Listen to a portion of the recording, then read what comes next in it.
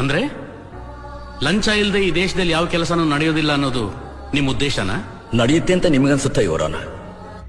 Mister ಮೀನ್ ಸಂಘ, mister Jagadish Diwakar Sundar, ಇನ್ನು Krishnadevaraya syndicate ಆಗಿದ್ದು ನಾಚಿಕೆ ಆಗ್ಬೇಕು ನಿಮ್ ಜನ್ಮಕ್ಕೆ.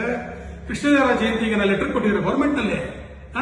ಕೃಷ್ಣದೇವರಾಯಗೋಸ್ಕರ ನಮ್ಮ ಜಯಂತಿ ಬೇಕು ಅಂತ ಹೋರಾಡಿದಿರ. ಏನ್ರಿ ನಿಮ್ ಸಾಧನೆ?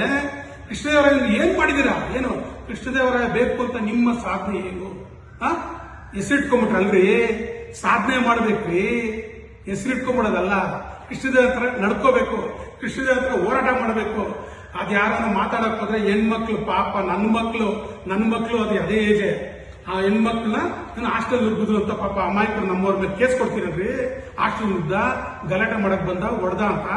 ನಿಮ್ ಜನ್ಮಕ್ಕೆ ನಾಚಿಕೆ ಆಗಲ್ವೇನ್ರಿ? ಜಗದೀಶ್ ನಿಮ್ ಸಾಧನೆ ಏನ್ರಿ? ನಿಮ್ ಇಷ್ಟ ಮೇನ್ ಸಂಘ ನಿಮ್ ಸಾಧನೆಗಳೇನು? ಅದೇನೋ 25 ಕೋಟಿ ಮೇಲೆ ಶಿವರಾಮೇಗೌಡ ಅದೇನೋ ಬಾಡಿಗೆ ಕೊಡ್ಬೇಕಂತಲ್ಲ, ಪರ್ಮನೆಂಟ್ ನಮ್ಮ ಬಿಲ್ಡಿಂಗ್ ಅಲ್ಲಿ ಬಾಡಿಗೆ, ನಮ್ ಸಂಘದ ಬಿಲ್ಡಿಂಗು. ಏನಕ್ಕಪ್ಪ ವಸೂಲಿ ಮಾಡಿಲ್ಲ? ಇನ್ನ ರಿಕವರಿ ಸೂಟ್ ಯಾಕೆ ಹಾಕಿಲ್ಲಪ್ಪ ತಾವು? ಎವಿಕ್ಷನ್ ಸೂಟ್ ಯಾಕೆ ಹಾಕಿಲ್ಲಪ್ಪ ತಾವು? ಲಾಯರ್ ತಾನೆ ತಾವು? ನಿಮ್ಮ ಮನೆ ಬಾಡಿಗೆ 3 ತಿಂಗಳು ಕೊಡದವ್ರು ಏನ್ ಮಾಡ್ತಿದ್ದಪ್ಪ? ಕೇಸ್ ಹಾಕಿ ಖಾಲಿ ಮಾಡ್ಸಲ್ವಾ? ಇಷ್ಟು ವರ್ಷ ಆಗಿ ಬಿಟ್ಕೊಂಡಿದ್ದಾರೆ. ಶಿವರಾಮೇಗೌಡ ಪಬ್ಲಿಕ್ ಟಿವಿ ಓಪನ್ ಅಲ್ಲಿ ಬೈದ, ಅಯ್ಯೋ ಯಾರ ಗಿರಾಕಿ ಬಂದ, ನಿಮ್ ಹೆಸರು ಕೂಡ ಹೇಳ್ದ, ಬಂದ್ಕೊಂಡ ದುಡ್ಡು ವಸೂಲಿ ಮಾಡ್ತಾವ್ ಹಂಗೆ ಅಂತ.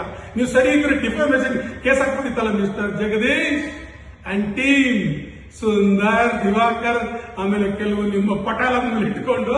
ಏನು ನಿಮ್ ಸಾಧನೆ ಜಗದೀಶ್? ನಿಮ್ಮ ಸಾಧನೆ ಇದು ಸುಮಾರು 10,000 ಸ್ಕ್ವೇರ್ ಫೀಟ್ ಇರೋಂತ ಬಂಗಲೆ, ಭವ್ಯವಾದ ಬಂಗಲೆ. ಹೆಸರು ನೋಡ್ರಿ ಇಲ್ಲಿ, ಹೆಸರು ನೋಡ್ರಿ ಇಲ್ಲಿ, ನೋಡ್ರಿ ಇಲ್ಲಿ ನೋಡ್ರಿ ಹೆಂಗಿದೆ ಮನೆ ನೋಡ್ರಿ. ಸ್ವಾಮಿ ಪಾಪ ತಾವ್ ಎಲ್ಲಿಂದ ಆಗ್ಬಿಡ್ತು ಸ್ವಾಮಿ ಇದು? ಇದ್ದಿದ್ದೇ ನೀವು 2-3 ವರ್ಷ ಟೈಮು. ಆ 2-3 ವರ್ಷದಲ್ಲಿ ನೀವು ಸಂಘದ ಕೆಲಸ ಮಾಡಿದ್ರೆ ಈ ಬಿಲ್ಡಿಂಗ್ ಕಟ್ಟಕ್ ಆಗ್ತಿರ್ಲಿಲ್ಲ ಸ್ವಾಮಿ. ಇಲ್ಲ ನೀವು ಪಾಪ ವೃತ್ತಿಯಲ್ಲಿ ಬಿಸಿ ಇದ್ರೆ ಸಂಘದ ಕೆಲಸ ಮಾಡಿಲ್ಲ ಅಂತ ಸ್ವಾಮಿ. ಇದಕ್ಕೇನ್ ಜವಾಬ್ ಕೊಡಿ. ಎಲ್ಲಿಂದ ಬಂತು ಸ್ವಾಮಿ? ಜನಗಳ ಪ್ರಶ್ನೆ ಇದು, ಎಲ್ಲಾರು ಕೇಳ್ತಾವ್ರೀಗ.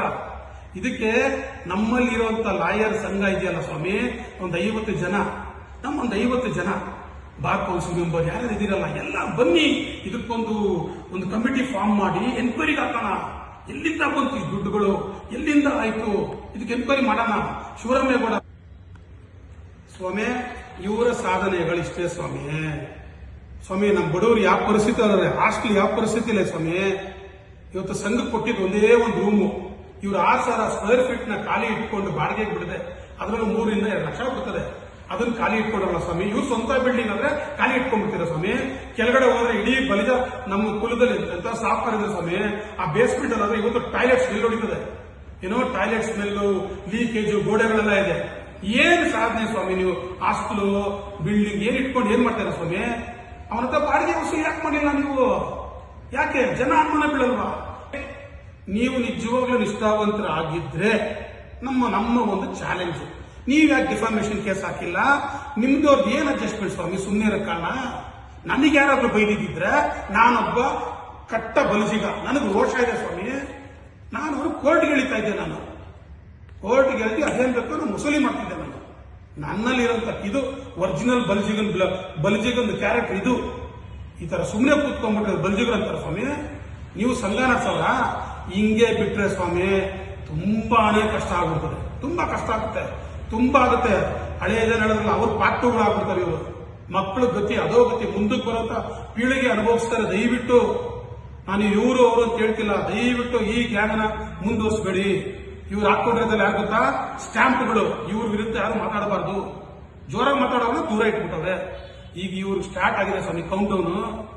ಇಷ್ಟು ದಾಖಲೆ, ಇನ್ನೂ ತುಂಬಾ ದಾಖಲೆಗಳಿದೆ ನನ್ನ ಹತ್ರ. ಇನ್ನೂ ಕೆಲವು ದಾಖಲೆಗಳಿದೆ ನನ್ನ ಹತ್ರ. ರೆಡಿ, ಈಗ ನಾವು ಬಿಡ್ತೀವಿ ಒಂದೊಂದೇ. ಇದು ಚಾಪ್ಟರ್ ನಂಬರ್ 1 ಶುರುವಾಗಿದೆ.